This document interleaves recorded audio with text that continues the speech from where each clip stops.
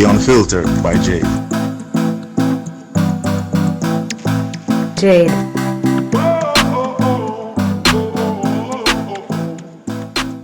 Welcome to the Unfiltered by Jade, where we get out of the box and dive into topics that are sidelined. I look forward to entertain, educate, and inspire.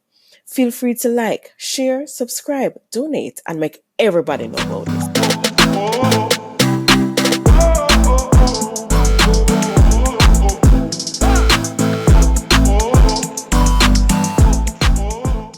Beats by RB Records.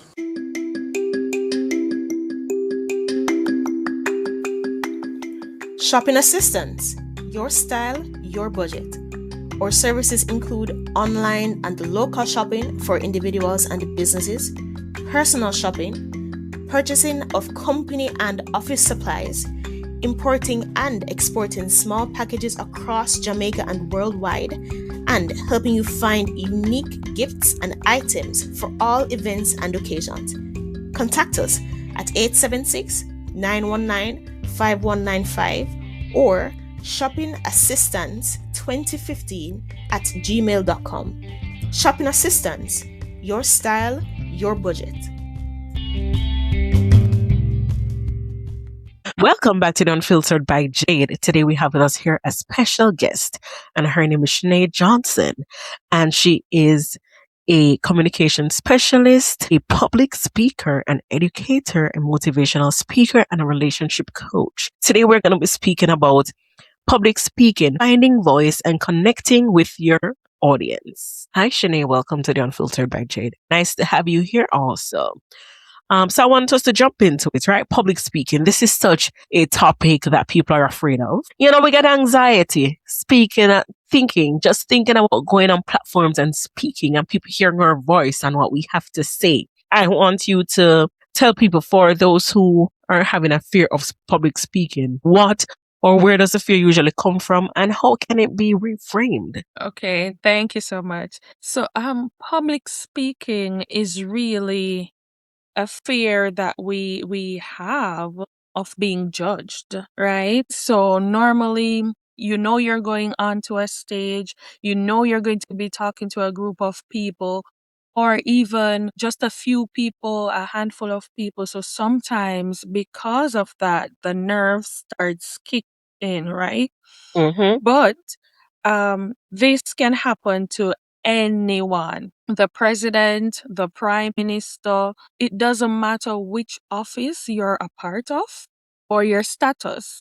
Fear does come in whenever you're about to give a speech. So sometimes we think about the what ifs. What if I mess up? What if I freeze? What if I don't want to be heard? Or what if your audience don't get what you're trying to put across to them effectively? And you think about this because you want to ensure that what you're doing is good enough. But guess what? The fear or nervousness that you feel, it is actually a good sign. It sounds weird, I know. It does sound weird, but it is actually a good sign. It says that you want to deliver your speech with impact and that your audience will benefit from it. Because that's the aim of delivering a speech, to bring across your message effectively to your audience. So instead of thinking about being nervous, what I often do and I encourage people to do is to imagine yourself delivering the speech excellently. So delivering the speech top notch. And once you do that, it helps to create that shift from threat to readiness, and it changes everything. Can you give an example of that though, for some people who are trying to, okay, what does that mean? How does that look? Okay, so say you're going in front of a classroom to speak to children. You know, the kids are the ones who judge us the harshest. Mm-hmm. If you want to hear the truth about a cooking or something, get a child to judge your food. And they will Listen, exactly what they think. Yes, they'll tell you exactly what they think. So imagine being in an audience of children. You know their attention span may not be as long as ours, and these are children, say from age 6 to 10, right? Mm-hmm. Having to deal with them, they might get a bit jittery and so forth. And then you're now faced with that challenge, that external challenge where you have to try and get them to focus. But you're also thinking, wonder if what I'm saying is making sense to them. But it's how we create the message in order to suit the audience, because we're not going to go to children with jargon. We're Right. going to use small words, and sometimes what we can do is to make it interactive, fun. But when we approach them, instead of thinking about what is going wrong, right, we try to get their attention, use some form of creativity, whether it's a song to bring them in it that children knows. For instance, I Am a Promise is a good song that kids love and know, and getting them to sing along with you and bring them right back to where you want them to be, bring them to focus on what you're trying to get across. And when you do that, you'll realize too, when you start engaging them, the nerves will go. They will go. Once you start speaking, once you start putting things in place, it will definitely go. And before you know it, you're at the end of your speech and you didn't even remember that you were nervous. True. So basically, you're saying also that when it is that we're going to give our speech, we're supposed to know our audience so that we can Oh, tailor yes. our speech to our audience. Definitely. Definitely, because that is key to public speaking. The audience that you have to know them in order to deliver an impactful message. Very nice. Love that. I want to know, how can a speaker stay confident and grounded even when the nerves show up? And this is quite an interesting one, because when the nerves show up, you feel jittery. Sometimes you feel the sweaty palms, and so forth. But guess what? I want us to understand that confidence isn't the absence of nerves, as True. I mentioned, right? It's how we go about managing the nerves, turning it into a positive energy. And there are some things that we can do in order to remain confident, even in the midst of being nervous. One, I would say, is to control your breathing. Regulating your breathing helps to bring a sense of calmness. So even before you go up to speak, you can do some breathing exercises. Inhale, right? Inhale through the nostrils and exhale through pursed lips. And once you do that, say about 5 to 10 times before going up to speak, it helps to bring this calmness within your body, because your nervous system comes back to a state of relaxation. So Right.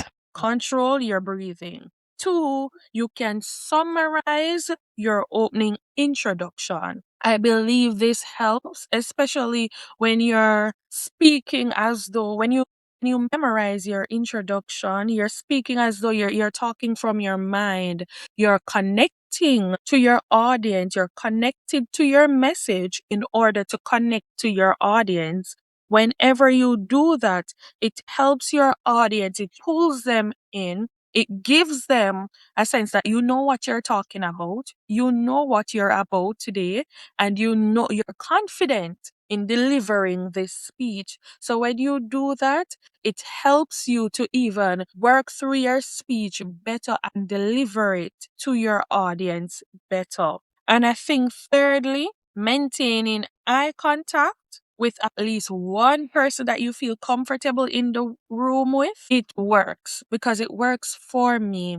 Whenever I do public speaking on a regular, but I am nervous from time to time. But in order to remain confident, I maintain eye contact with somebody who is always either smiling with me or somebody who looks attentive. And when I get that eye contact in, I feel more comfortable. I feel relaxed. And so I'm able to look across the room to other persons, glance across the room to other persons, and speak to them from the heart or even from my notes. But it helps me to deliver my speech effectively when I make eye contact. Love that. I want to know, how can storytelling transform a speech from just being informative to impactful? Because I know you even said, you're giving a speech and you're talking to someone, especially in the audience, who you see who is attentive. Suppose what you're saying, or, what do you do to transform what you're doing to pivot? What do you do to pivot? And the art of storytelling, I must tell you, it helps tremendously because guess what? People always gravitate towards a nice story. So when they hear your story, that it may have some form of linkage in the beginning to your speech, or it doesn't. But when you tell a story, it pulls in your audience. It is a very powerful that your audience may be able to identify with because it brings some form of emotion out, right? So the story, right, it helps to find that common ground with your audience, especially when they respond in agreement. So oftentimes when you're delivering your speech and you realize that your audience may not be so attentive to you and so forth, bringing in, telling a story that you've experienced before, a life story, can definitely allow them to become attentive, to definitely allow them to be engaged because this sounds like something that I went through a couple weeks ago, a month ago, and I want to hear the end of this. So it brings that feeling, right? Your audience will remember your story, especially when they can identify with it. So when you're doing a speech, for instance, an informative speech, it's just that you're providing facts and statistics and so forth. And it might be interesting, but in order for you to maintain the attention of your audience, you have to employ the storytelling technique from time to time as it creates impact. And that's what you want to do, create impact in that your message will resonate with your audience. So just explaining facts and so on may not work alone, but once you employ the storytelling technique, it will definitely pull in your audience and allow them to benefit from your story. Very well said. Very well said. What strategies help speakers engage an audience that seem distracted, quiet, or resistant? These are several factors, rather, that can be very intimidating. But there's always a solution. I must say, there's always a solution to the problem. So, guess what? If the energy feels low, because you do pick up on energy, when you're delivering a speech, you see the facial expressions, the body language tells you how receptive your audience is. But if you feel like the energy is low, you, the speaker, will need to change your state. And changing your state means that you shift to a more physical transition in that I say this to say that you move around more in the room so you can get down from the lectern. Oftentimes when you're speaking and you're just static at the lectern, the message will not go beyond the lectern or podium.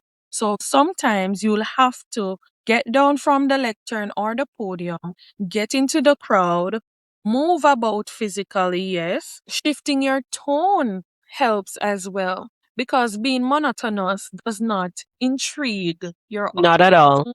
You're not going to be able to hold your audience. They may become sleepy. They may seem like they're not interested, and you don't want to do that.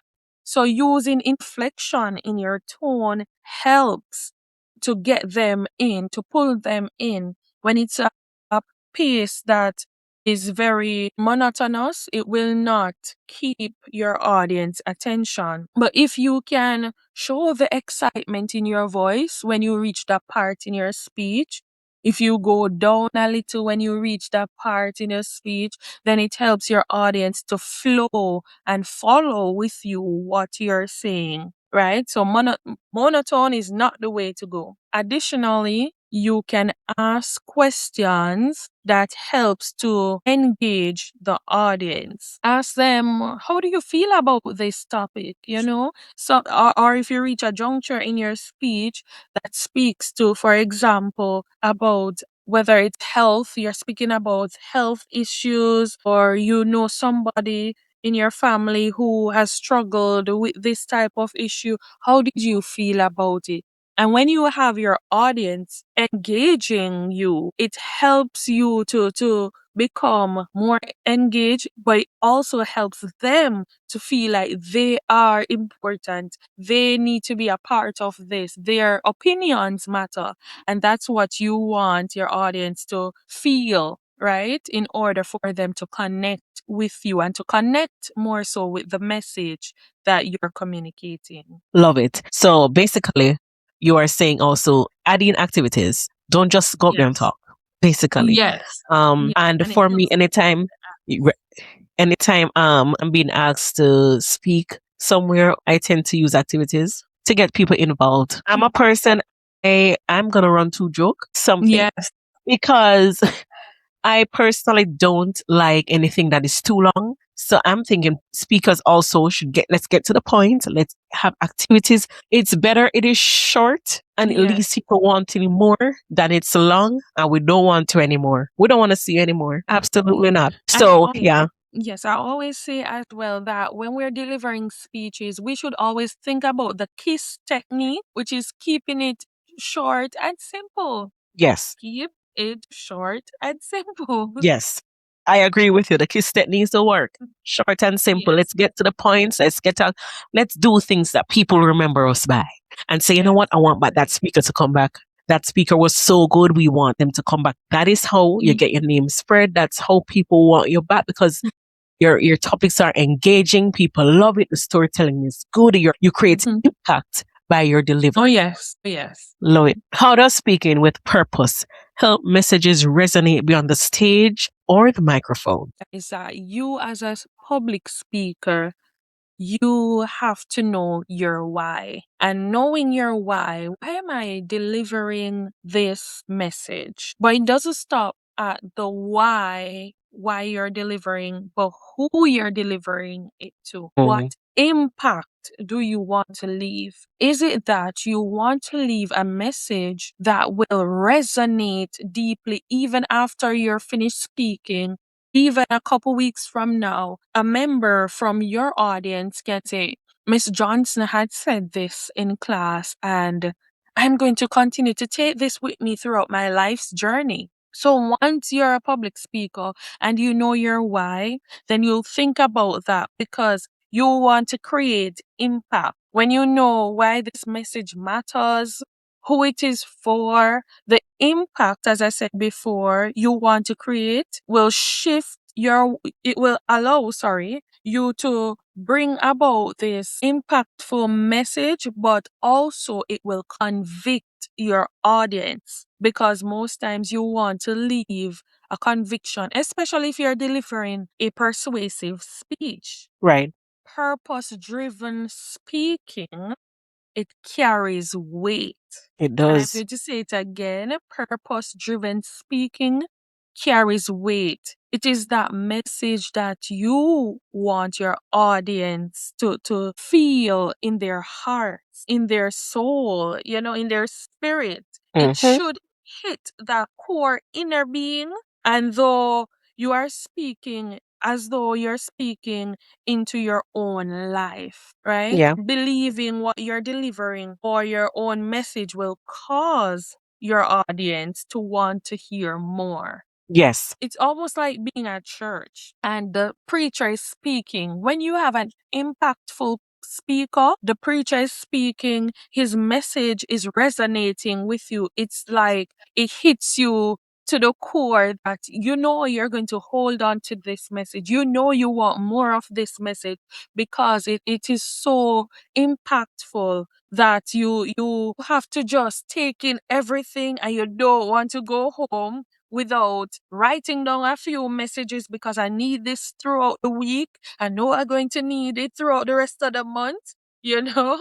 and I know I need it to go on the job. So you get that message, you get that word that will definitely carry you through. When you're speaking with purpose, it is what causes your message to linger even after the applause. And that is what you definitely want to bring across to your audience, a message that will resonate so deep that they will continue for generations. And guess what?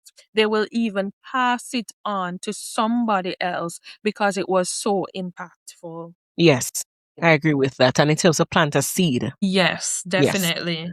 Planting a seed Definitely. is important when giving speeches, when presenting something to anyone. It's something that Oh, people should yes. remember all the time to say, hey, this helped me and I want this to Mm-hmm. help you too. We just don't want to give Yes. speeches just so, just because we can. And as you said, and I'm going to reiterate it also, when it is that we're speaking about any topic, it's supposed to resonate with us first because people know when it is that you're just talking off the top of your head rather Oh, than you're yes.